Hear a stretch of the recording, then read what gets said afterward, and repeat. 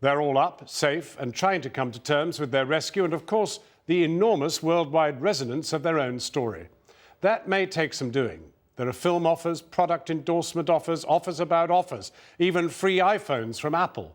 All this as they undergo hospital checks after their 69-day underground ordeal.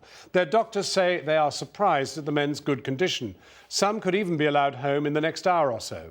Our Foreign Affairs correspondent, Jonathan Miller, is at the San Jose mine in Chile tonight. Jonathan. John, the euphoria last night when the last of those 33 miners reached the surface is hard to put into words. They went wild up there at Plan B. They went wild down here in Camp Hope. And down in the city of Copiapó, it looked like Chile had just won the World Cup. They were driving around in cars, screaming and hooting. The crowds were ecstatic. And one man told me it was much better than winning the World Cup, 33 times better, he said. Now, we have, as you said, a real exclusive for you tonight. We have the first British television interview with one of the miners just after he was rescued. And what he says is amazing. Here's my report. Grainy cave cam captures the moment at 9:46 p.m. that shift leader Luis Urzua hugs his rescuers below and climbs into the cramped escape pod to begin his half-mile, 11-minute journey back to the world above and back to life. Thousands gathered to share the moment in the main square of Copiapó, the city closest to the mine. Then, at 3 minutes to 10 exactly, ecstatic expectation explodes into sheer exuberance. National catharsis in this outpouring of relief, of pride and delight.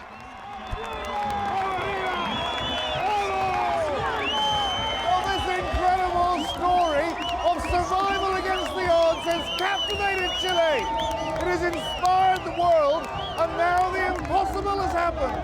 The 33 miners of San Jose are free. The party has started.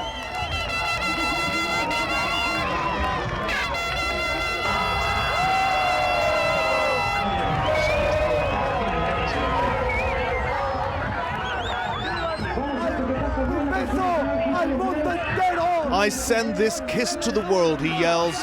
Chileans are the best.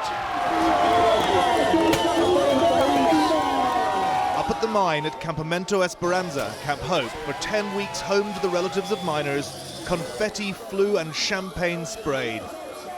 The ultimate endurance epic over, the extraction operation flawless, and the 33 men once presumed dead, now resurrected. 54-year-old Luis Urzua had demonstrated powerful leadership abilities through this ordeal, calming his men for 17 days lost in blackness, enforcing rules and rationing their few small tins of tuna. We have done what the whole world was waiting for, he told Chile's President Sebastián Piñera. We had strength, we had spirit, we wanted to fight. Nos sentimos orgullosos de todos y cada uno de los 33 mineros porque nos han dado un ejemplo. You have been relieved, coming out last like a good captain, the president told him. You have no idea how all Chileans shared your anguish, your hope, your joy. No, Mr. President, the whole world shared that anguish, hope and joy in this meticulously choreographed, made-for-TV drama in real-life spectacular. 27-year-old Ricardo Villarroel was the 28th miner to emerge from the capsule. His wife is due to give birth to their first child within the next few days. He'd been deep in the mine, working on a rock face just 3 meters from the collapse. While he was running away, there was a second collapse. Channel 4 News has obtained an exclusive interview with Ricardo Villarroel while he was in triage, minutes after leaving the mine. Everything moved and we couldn't see anything. We tried to escape in a pickup truck, but we crashed. We couldn't drive it. There was too much dust. We could barely see a meter in front of us, and then we got to the refuge. There was supposed to be food for 15 days, but there wasn't enough. The men lasted for 17 days on just half a plastic bottle cap full of tuna every 24 hours. We were waiting for death. Our bodies were consuming themselves. I was getting skinnier every day. I lost 12 kilos. I was afraid I would never see my child. We never talked about cannibalism during those first days, but after they found us, that became a joke comment, just to make us laugh. But at that moment, we never thought about cannibalism. Every day we said to each other, we had to be strong, and if they found us, good. If not, so be it. We could do nothing else but pray. I have never prayed before. I learned how to do it down there. I came close to God. 5 days passed before the dust settled and they could breathe and see again. They rationed use of their lamps. Deprived of all that sustains life, the temptation to give up was powerful. I did not surrender to death. I had the strength to keep on working. I did see mates of mine who didn't even get up that first day. They were very young and had been desperate to work in mines. They lay on the floor and didn't get up. That was the most difficult time, to see them with no strength. That was the most difficult time, to see them with no strength.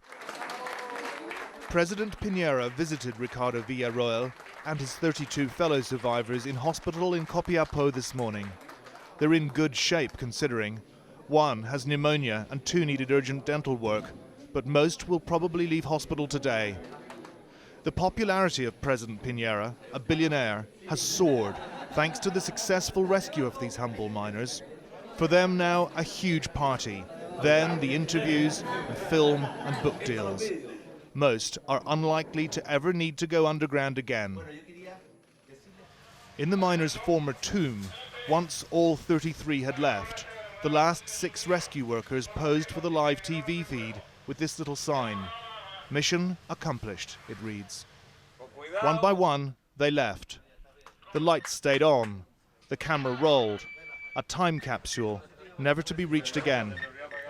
Above, they sealed the shaft atop the Plan B lifeline. The rescue had taken 22 hours, 37 minutes. The miner's ordeal had lasted 69 days and 8 hours exactly.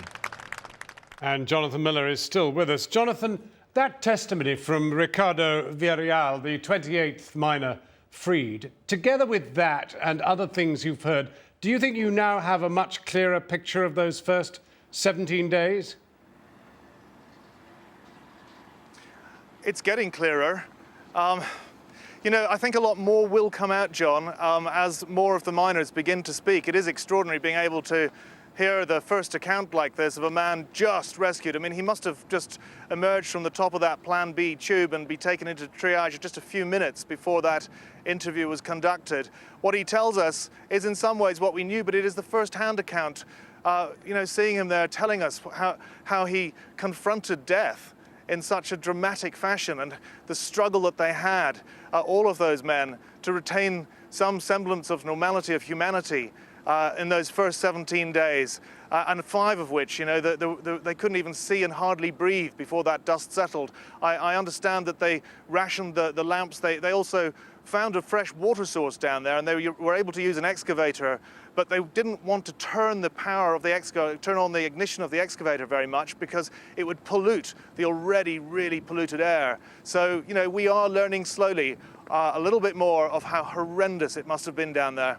And given all that, it is extraordinary that the health of all these people seems to be pretty well plus.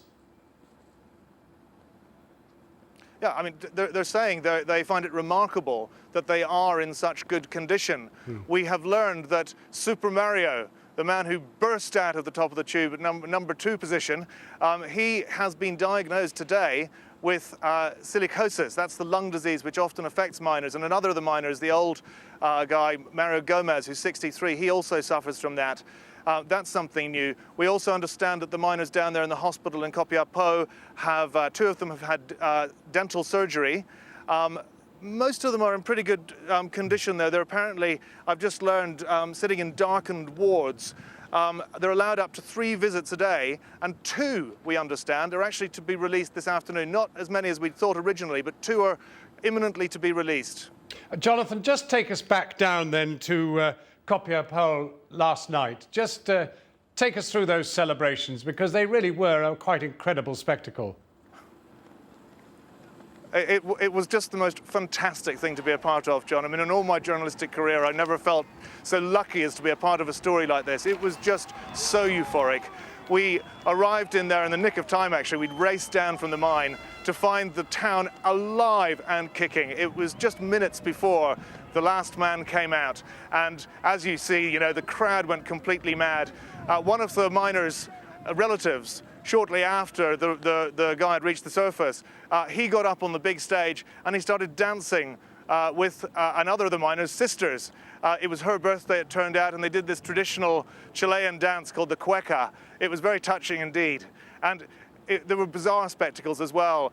Father Christmas even turned up in full regalia, gate crashing the party of San Lorenzo, the patron saint of miners.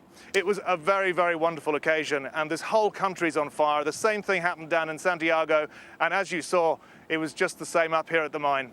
Jonathan Miller in Camp Hope Fulfilled in Chile.